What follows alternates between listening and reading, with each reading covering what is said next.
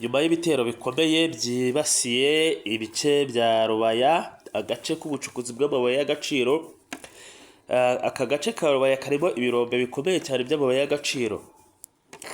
Biri kuvuga ko saa munani zirenze iminota igera muri 40 za mu gicuku, aka gace bivuga ko ari naho Lieutenant Wiringoma yarari. Uyu Wiringoma ari umuvugizi w'igisirikare cya AFC M23, katatswe bikomeye cyane n'igisirikare cya FARDC.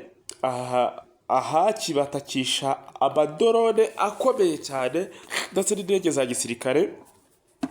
Bivugwa ko iki gice cya Rubaya ariho M23 yari kambitse, kandi iki gice cy'abasirikare barakambitseyo ni naho Lieutenant Colonel Wiringoma yarakambitse. Bidasubirwaho rero, biremezwa ko Wiringoma ahangaha yaharasiwe, kuko bigaragara ko habereye imirwano ikomeye cyane, indege zikahacucuma kugeza ubwo inyubako bigaragara ko babagamo zasenyutse zigashya zigatwikwa burundu. Bakavuga ko hapfuye imirambo y'abasirikare 9 bari kumwe na Lieutenant Colonel Wiringoma, ndetse nawe arimo muri aba 9.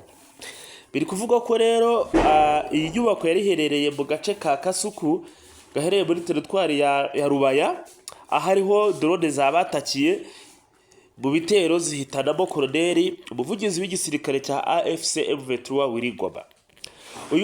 Aka gace uyu Wiringoma, tugarutse ku mateka ye, yamenyekanye cyane kandi akomeza kwigaragaza mu mwaka ushize, aho M23 yafataga bugwate abacashuro benshi cyane, ndetse bwe bashushubikanyaga batoka ati mwebwe mutahe wanyu mugende muve hano, bapakirwa boherezwa mu Rwanda. ni naho bacishijwe.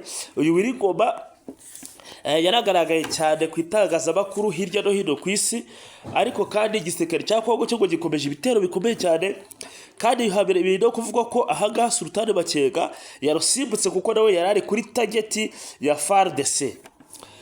Turakomeza tubahe update ku akantu ku kandi uko amakuru aragenda atugeraho.